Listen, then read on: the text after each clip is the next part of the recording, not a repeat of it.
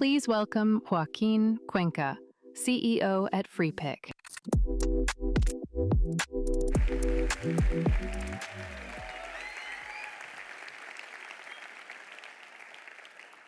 Thank you, Linus. Thank you, everyone, for being here. Welcome. Welcome to our home that we hope you will find as your own home. Okay? I'm here to talk about a new future. I'm here to talk about how AI can deliver on the promise of empowering more people to be more creative. You know that at FreePick, we have been building the new generation of an operating system. We have been building a wrapper over AI models that can help you, all of you, combine them to do your creative work. We all know here that there is not a single model that gets the job done, and today you have to join them all, you have to move from one to the other, and we are that little glue that puts it all together. Usually I ask to the audience, how many of you know FreePick? I will not do that today, okay? I hope all of you does. If anyone doesn't, get out. FreePick, it's used today by over 100 million users in the world, so it's a huge accomplishment. We have been in the industry for around 15 years now, so we didn't start with AI, but we rebooted the company with AI. Okay, we have been enlarging our mission thanks to AI. Many companies today are defined by being AI optimistic or AI pessimistic. Okay, and very often being AI optimistic is a way to say human pessimists, and that's not how we see it. How we see it is that FreePick works at the intersection of humans and AI. So this is a very, very core pillar of the company. Everything that we design is thinking on humans being at the will, empowered by AI, but not AI by itself. Okay? There are other companies with different pillars, with different beliefs. And I think it's important to reflect a little bit on this. Like, why? Why do we think that humans should still be at the wheel, at the driving wheel? Okay? Let me first of all ask this question. How do you think that we are better than AI? Okay? I think many of you are asking yourself this question. There is a lot of angst. Like AI is becoming better and better, so what are we going to do in the future? It's doing everything that we do. Okay? What is the place for us in the future? Me personally, I think this question is still too difficult to answer. Okay? When you think about AI, we all know, we are all familiar with what AI can do today. We are getting familiar. Okay? There are new things that can be done like every single day.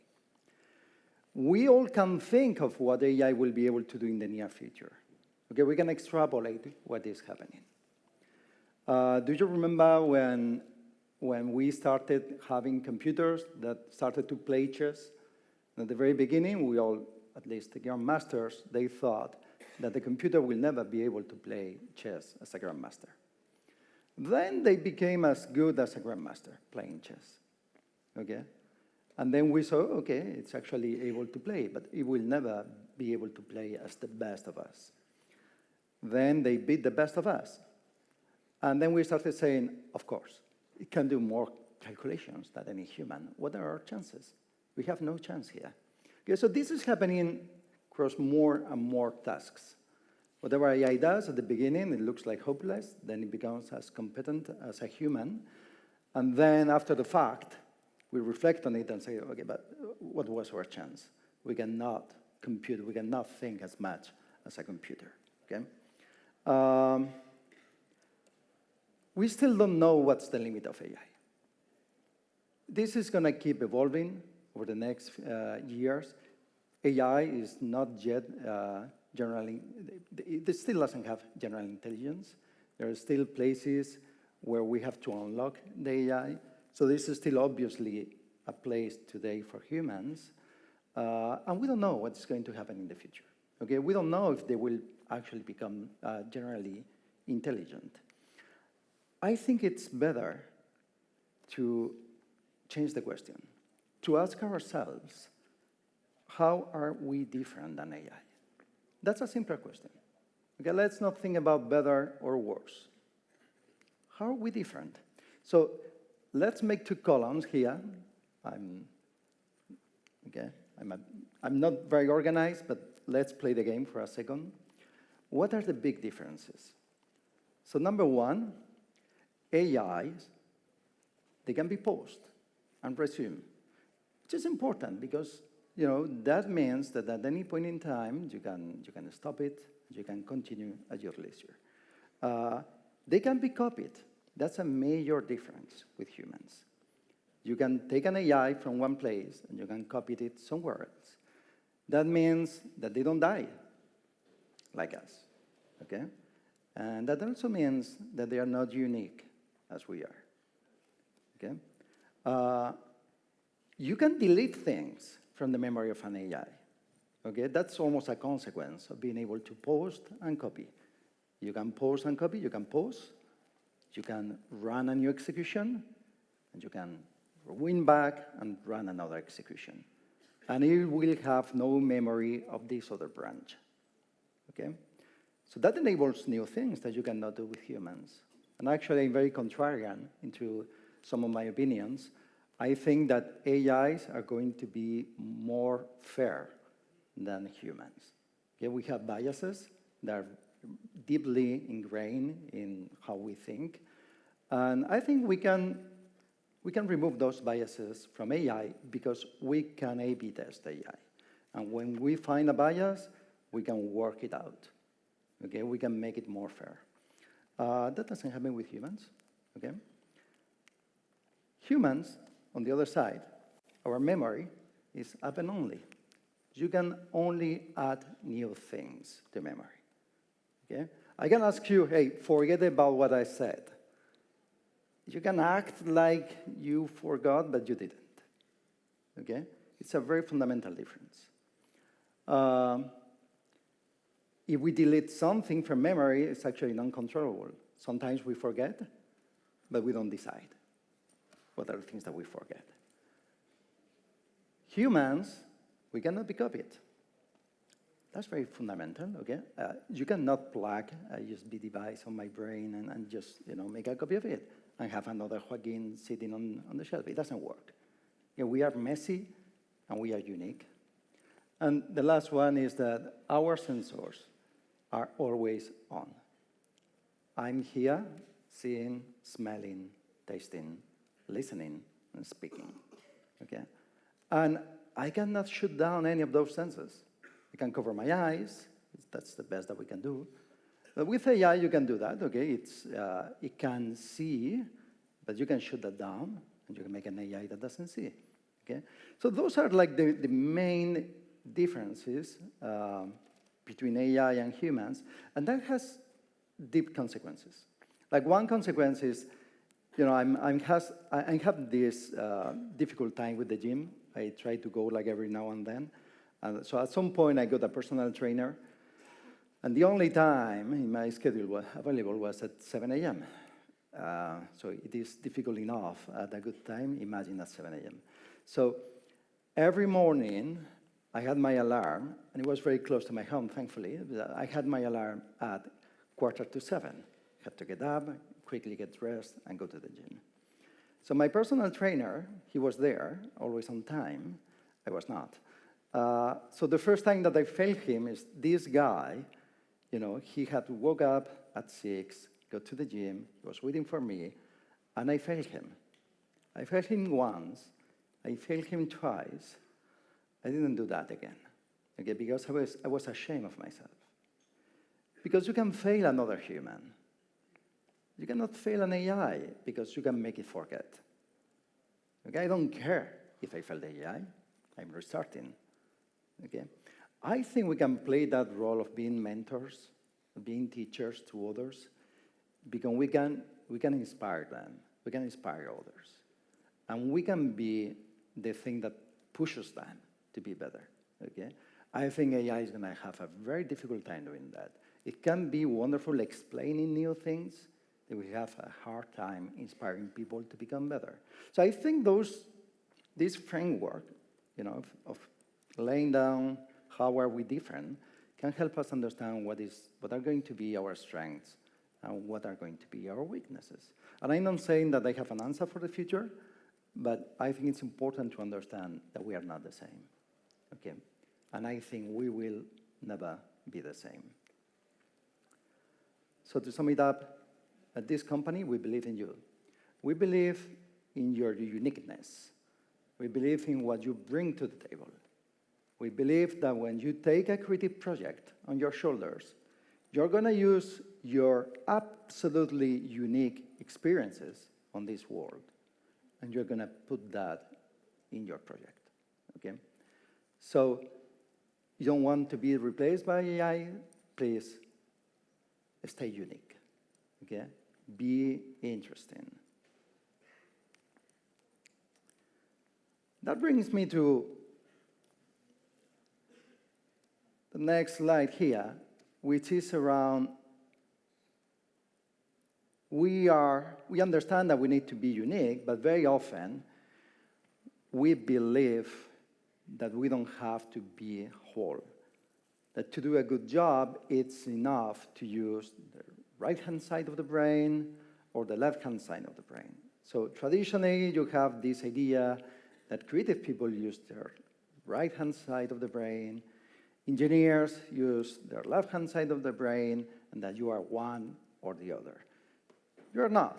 Obviously, like we use all the time our whole brain. And we have here a great example of a selection of people who are at the same time creative and interested in technology, something that is traditionally very logical.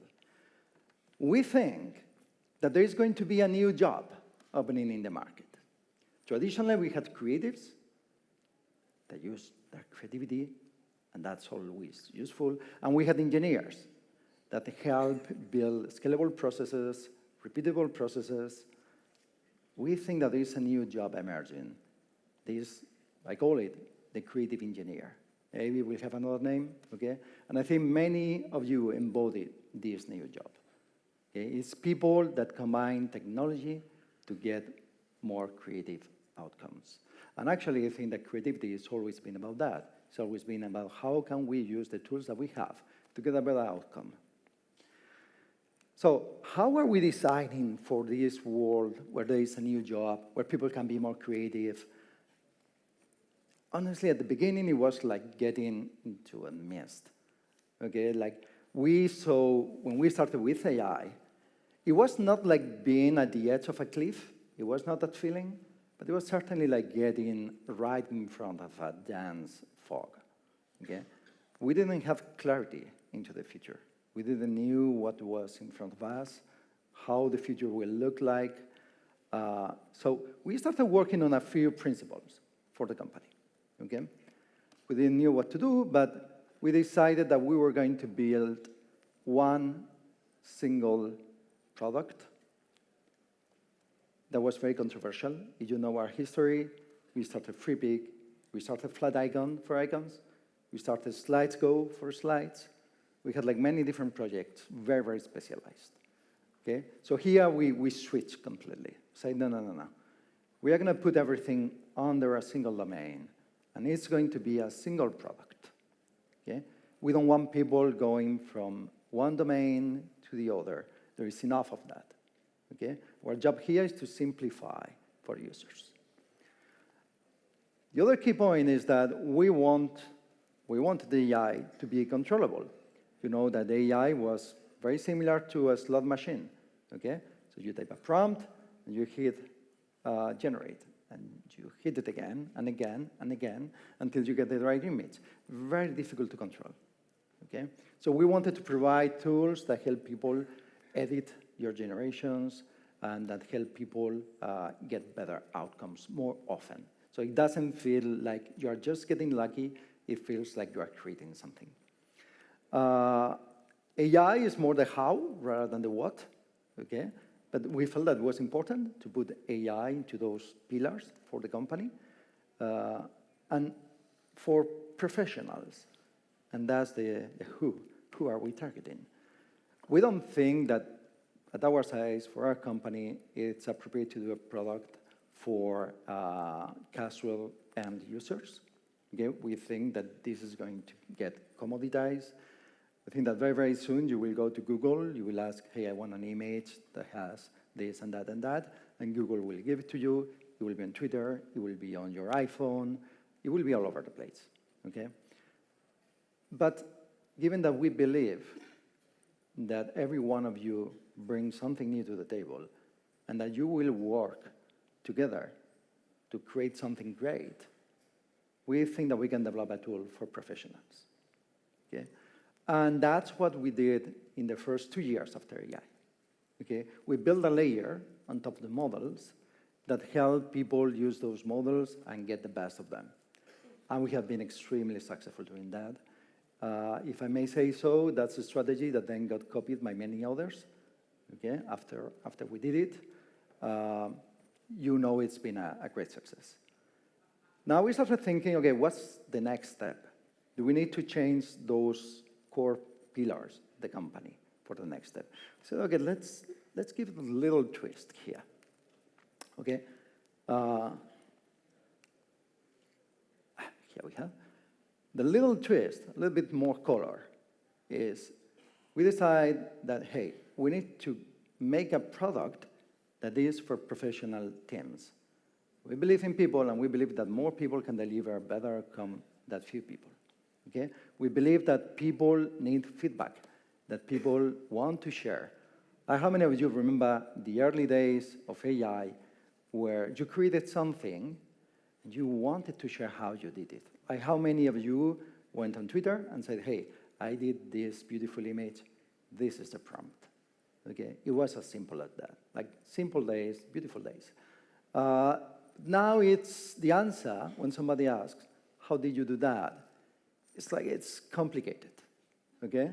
It's like the sequence of steps that give you like a video today, it can get very, very convoluted. Yeah, and we wanted to work on that. Like, how do we enable teams? So we thought, okay, there is a need for creating something new, a new way to collaborate, a new way to share, a new way to empower creative professionals. Decided, we think that the best answer is to have a collaborative AI space, okay? And we're starting throwing ideas. Like, what do we want in that space? It's going to have some qualities that are unique, and there are going to be like some other features that we want from different products that we all use. So we wanted, the ideas where we want it to be shareable, as I mentioned. We want to provide reproducibility, that's how you say it in English, so that if you make something, you can do it again and get the same result, okay? We wanted people to be able to provide feedback. Like, this is not using the brand colors, okay? It's valid feedback. This is not good enough. You hear that very often on FreePick, okay? Valid feedback. We need others challenging us, and we need others like empowering us, okay? We need that. We wanted it to be transparent. Like, we realized that AI had become a little bit like a black box. When somebody does something great, you don't know any longer how it was done, okay? And we wanted people to be able to show it up, to say, this is how I did it, so that others could learn from that. And most importantly, I think that a tool like this can scale up the creative process. Right now, we are at the stage where we are using a calculator. Incredible tool. Okay, you don't need to do multiplications anymore by hand. You can just type it in and you get the answer. It's always right, 100%. It's fast, it's accurate, lovely. But then we created a tool that helps us chain together multiple operations. So you can do multiplication and an addition, and then a logical if, then, else, and then a loop. And we keep chaining those operations. We keep scaling them up. And that gave us computer programs and a new job. Get a software engineer. which didn't exist before, because we were never able to do something as complex as what we have today. So we think that this is an opportunity to create a new language for designers and for creatives. And this is our answer to that problem. This is the presentation of this new tool that we call FreePic Spaces.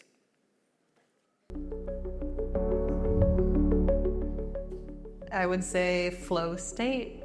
Simplification. It's a sort of like a collaborative digital storytelling space. Limitless? Does that make sense? Tool that's meant for collaboration.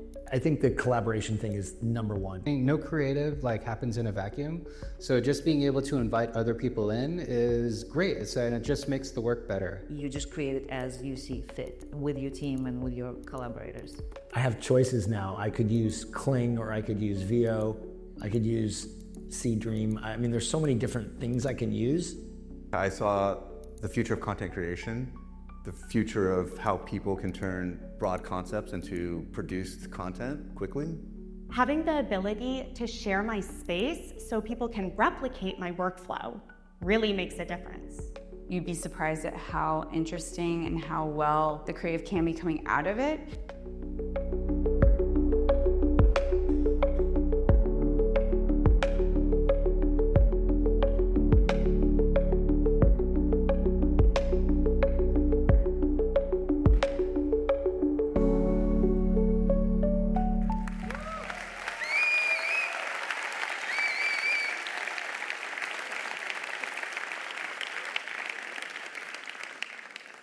Let me ask the real heroes here, Jose, Cesar, Joshua, like all the others, can you please get up, stand up? If you are not coding, they are at the back. So kudos to you guys. You have to know that at FreePic, we rarely set a deadline. We are usually doing things very often, sadly, for tomorrow, very, very quickly. But we rarely put a deadline on a software project, something like 1 or 2 months in the future, and we did it this time. We put the deadline of today for the launch of this product, and they have been working non-stop for the last few weeks to make it. So thank you, guys.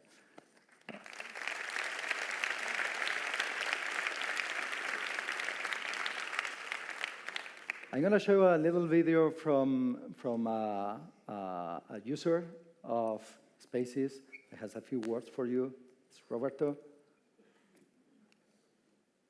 Hey, Upscale Conf, what's up? Me llamo Roberto Nixon, and I wish I could be there with you all today. I was supposed to be there, but I just had a baby, and here he is. He's not AI generated. So yeah, things are a little bit crazy right now. Still, I didn't want to miss the chance to talk about something that I've been using for a while, and some of you may have heard. It's called Spaces. It's the new tool that the FreePic team has been working on. And honestly, and I know this term is thrown around a lot by AI creators. I'm sure some of you in the audience can relate, but it is a game changer. For me, having this infinite canvas, a space where I can drop my references, build storyboards, plan ideas, and actually create all in one place, that's huge. And I've started hiring editors, so when you combine that with the automations running in the background for me and my team, it unlocks a completely new level of creative flow. So it's been a total shift in how we work, and I just can't wait for more people to experience it. So yeah, massive shout out to the FreePic team for building this.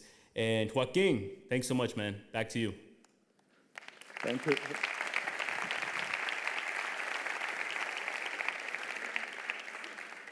Listen, at this point, in my mind, I was supposed to show you a demo, and then I talked with the team, and what do you mean a demo?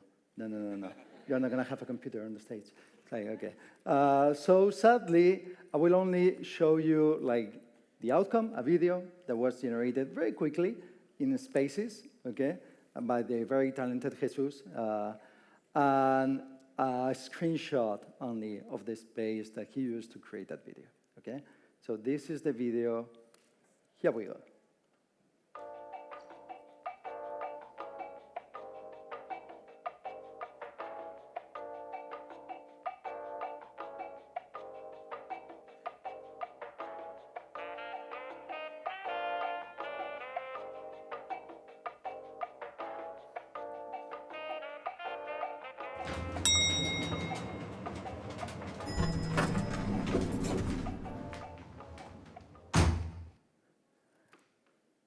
Okay, I think I just built this in something like 40 minutes, okay? So first of all, he started with the two main characters of this sequence, and then he started like adding clothes that he wanted to get in this scene, okay? And generated like the different sequences of the whole video. When he was done, you know, he went in and he changed the two main characters. He re-executed all of it, and he got a new video with two different characters. Okay, so this is the power of having something that is encoded. This is the power of using something that you've been doing manually until now, and kind of keeping it in your head, having it written down in something that can be reproduced, that you can share with others, and then others can use either to just change a little thing and re-execute it, or to learn from you, to learn from what you did before, and to build upon it, okay? So we hope that you will love it as much as we love it. Again, thank you all for being here. Thank you.